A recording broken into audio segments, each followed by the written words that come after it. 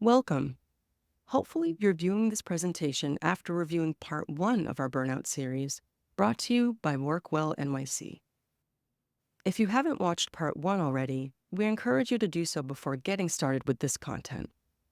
The second part of this series reviews basic information about burnout and highlights how people experience burnout stemming from workplace environments or interactions. We'll also cover ideas for preventing burnout, addressing symptoms as they arise, and potential resources for support. Let's review some essential information and language before we explore the topic in detail. As a reminder, when we discuss burnout, we're referring to a state of emotional, mental, and often physical exhaustion brought on by prolonged or repeated stress. Potential causes include work, relationships, or other personal responsibilities.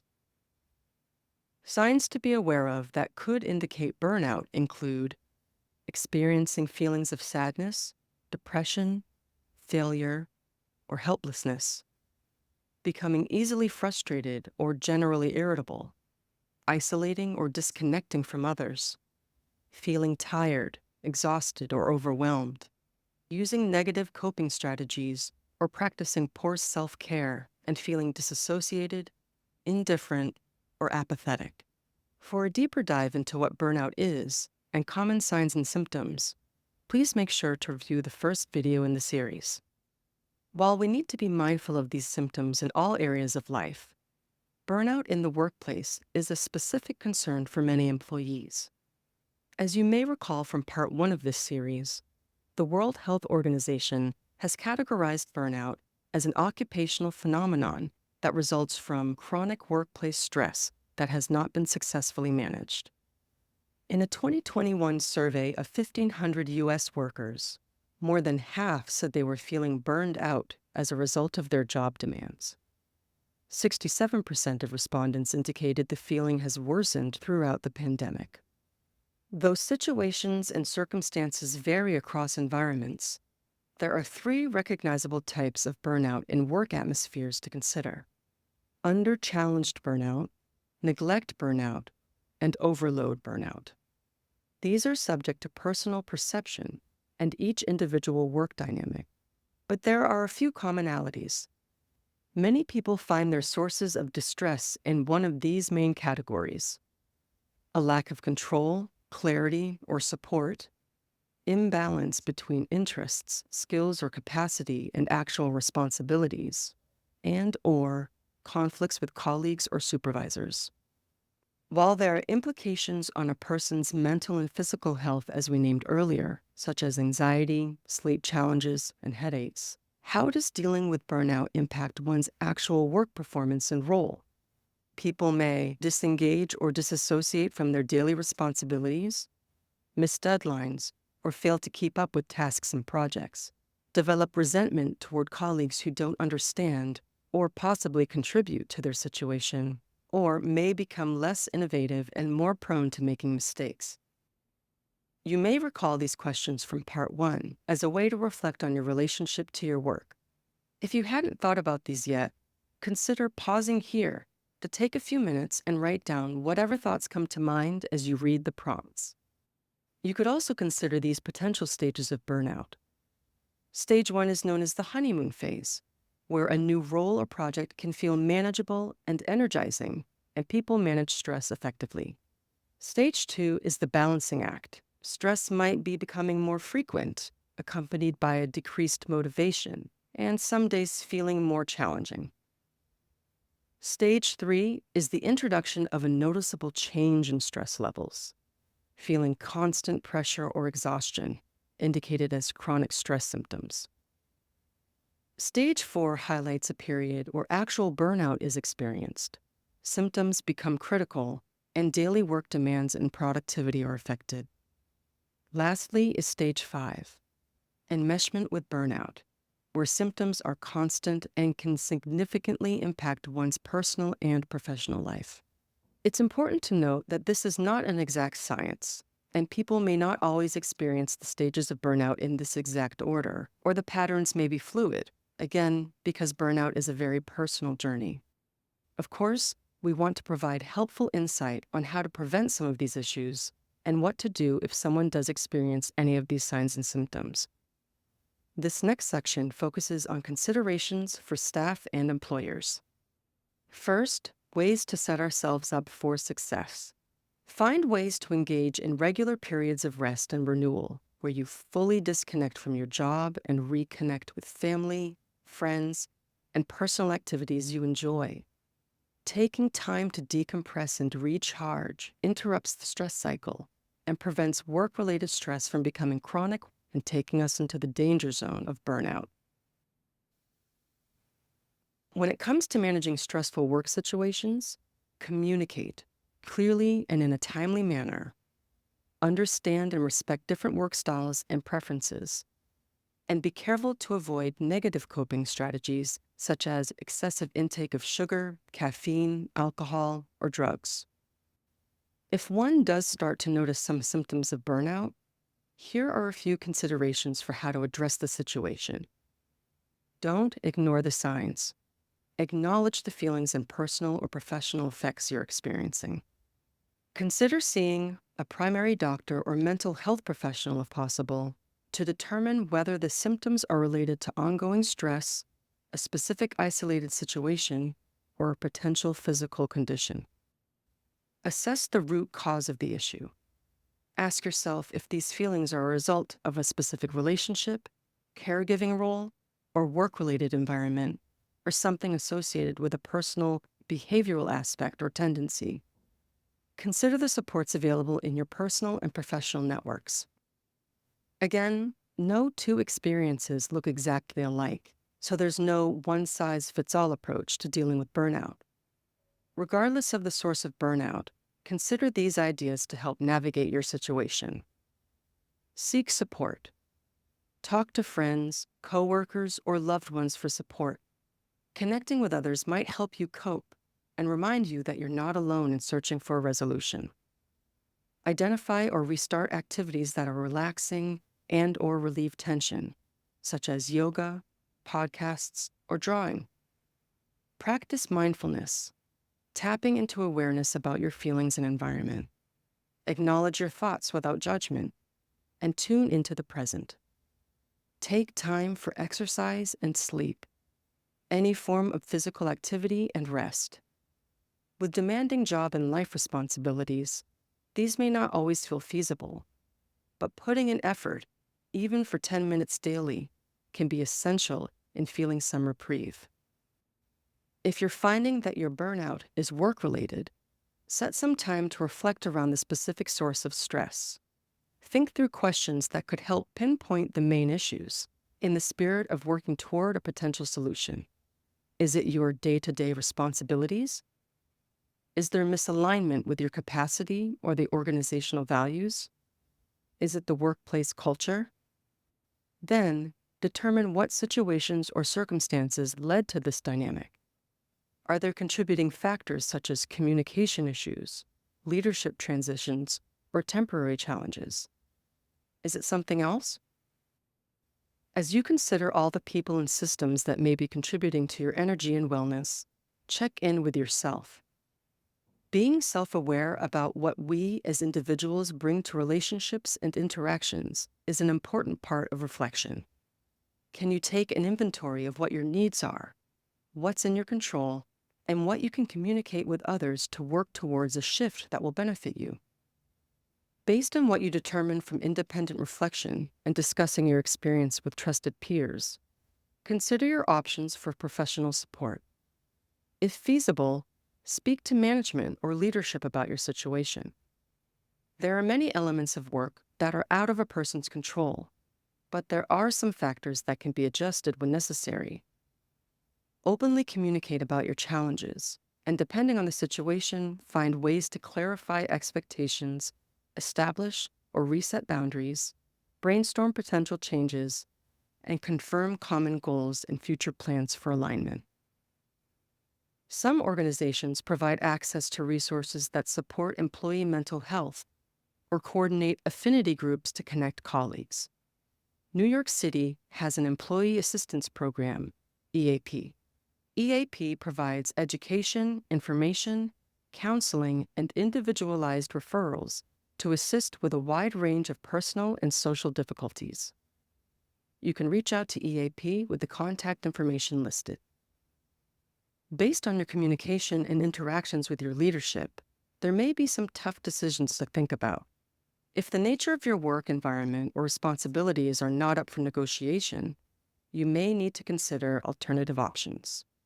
Consider if this is the right role and space for you. Do you have access to the support you need? What line of work would make you feel motivated, engaged, and energized? Are there alternative spaces or connections that could lead to more professional and personal fulfillment? What would be a first step in exploring a new possibility? Employers and businesses should be concerned not only for their staff's well-being, but also mindful of the effect burnout may have on one's cognitive processes, like short-term memory and attention, which could impact their role at work. Folks with organizational power might consider the following actions. Periodically measure status of workplace burnout through thoughtful and systematic surveys, incorporating feedback into action items to address burnout. Keep track of workloads and check in with staff often to see how they're doing. Encourage staff to utilize time off and other agency benefits. Ensure that policies provide employees with flexibility and necessary resources to manage workload and job stress. Organizations can explore various methods of employee appreciation depending on budget and staff preferences.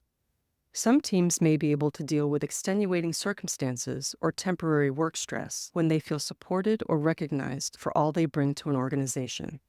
Explore the organization's capacity to incorporate ongoing wellness initiatives and care packages for employees, like no meeting days, and considerations around staff who have certain caregiving or parenting responsibilities. Be sure to discover and address the root causes of employee burnout and how certain populations or individuals may be negatively impacted. Here are some accessible paths to building community in hopes of avoiding staff burnout. Recognize employees' accomplishments. Provide opportunities for staff to connect. Participate in WorkWellNYC programs. Promote the NYC Employee Assistance Program, EAP. Promote employee resource groups, ERGs, and leverage wellness committees. While certain encouraging messages and events can be meaningful, organizations should be mindful to consider an equity lens when thinking about limiting burnout. For example, in the field of healthcare, one study noted that nurses of color indicated higher risk of experiencing burnout than the general nurse population that was polled. Rather than only focusing on reactive work perks to try to make up for existing burnout, some recommend exploring the deeper elements of positive work experiences related to diversity, equity, and inclusion. In the context of supporting people working in hospitals, an article shared that investments in DEI can provide positive social environments and a sense of belonging for nurses of color.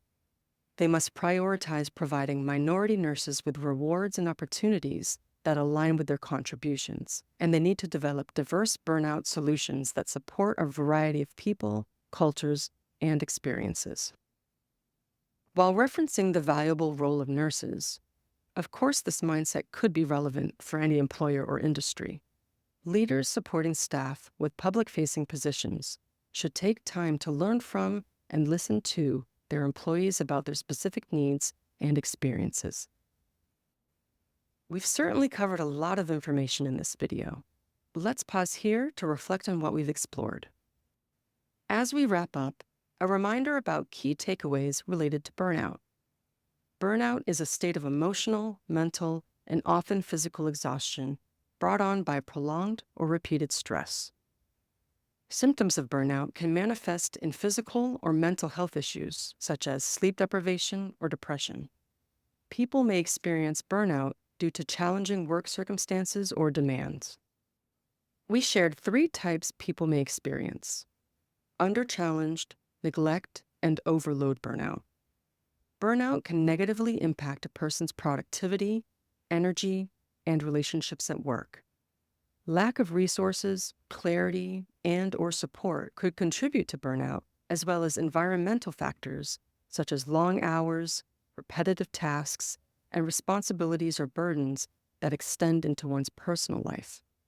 We highlighted a few strategies to maintain healthy habits and the hope of preventing burnout. When possible, people should focus on meeting essential needs, eat, drink, and sleep regularly, have frequent check-ins with others, prioritizing time for rest, relaxation, and wellness-promoting activities such as meditation, nature walks, or creative hobbies, communicating clearly with others and understand that people may have different work styles and preferences, and avoiding negative coping strategies such as excessive intake of sugar, caffeine, alcohol, or drugs. We also named some potential action items and pathways for support if someone does start to sense symptoms of burnout. It's important to talk to trusted sources of support in your life to help you navigate your situation, as you prioritize time for things that bring you joy or feel rejuvenating. We know the burnout experience is different for everyone, and a number of factors could play a role in your situation, ranging from interactions with colleagues, the workplace environment, or day-to-day responsibilities. Some elements may be out of your control, but once you have clarity on the distinct challenges, you can discuss potential adjustments in the dynamics or logistics of the workplace. Staff can also find out what their organization offers in terms of mental health resources, peer support, or connections to additional services. As you navigate your burnout journey, some important questions may surface around your desire for and access to alternative roles. Think about what opportunities or lines of work would be interesting and available to you. Lean into connecting with people within and beyond your organization to spark conversations around shifts that may better suit your interests, needs, and talents. Finally, we touched on efforts that employers can consider to prevent or address issues of burnout in the workplace. Organizations can check in with employee well-being and assess indications of potential burnout, encourage reflection of policies at the leadership level, and encourage staff to take advantage of supports, prioritize staff recognition, unique opportunities, and wellness programs to build morale, and lastly, consider equity as a key piece to the burnout puzzle. Understanding and addressing systemic issues tied to the personal and professional well-being of all employees is paramount to creating equitable, supportive work environments. Now that we've reviewed this important information, let's consider some potential next steps. As we've shared a lot of considerations, revisit the prompts about your relationship to your work. See if you notice any themes in your reflections that connect to the stages of burnout we mentioned. These questions could help you clarify some important thoughts for yourself and ideas for how you might navigate your situation. If you haven't already, consider taking one of the personal self-assessment tools provided in the accompanying resource guide.